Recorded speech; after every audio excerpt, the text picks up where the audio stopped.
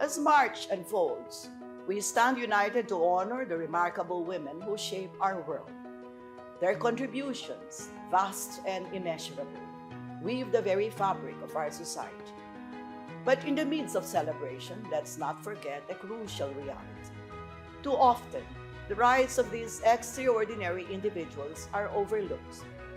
The Magna Carta of Women is a landmark legislation enacted in 2009, ensuring that the rights of women are not merely acknowledged but firmly protected.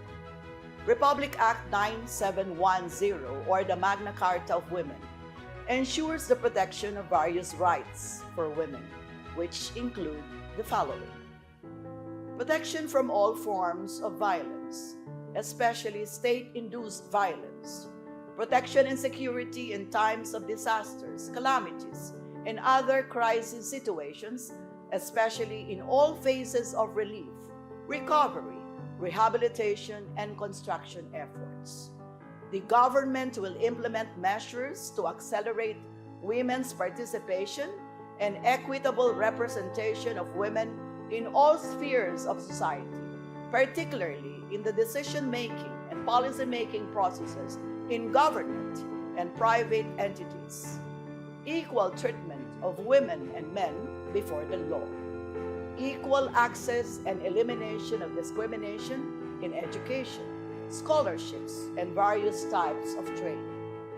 The Magna Carta of Women prohibits the removal or limitation of study and employment in any educational institution simply because of pregnancy outside of marriage.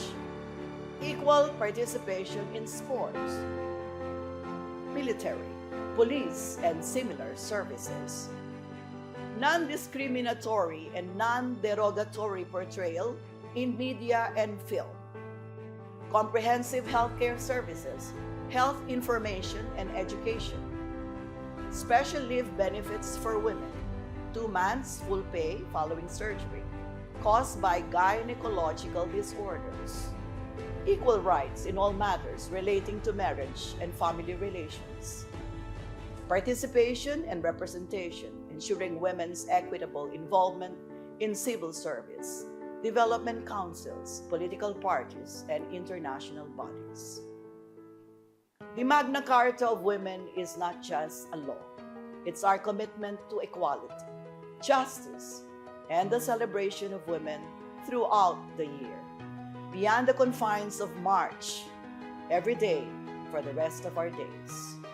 Together, let's strive for equality in society, acknowledging that women constitute half of our nation and the global community.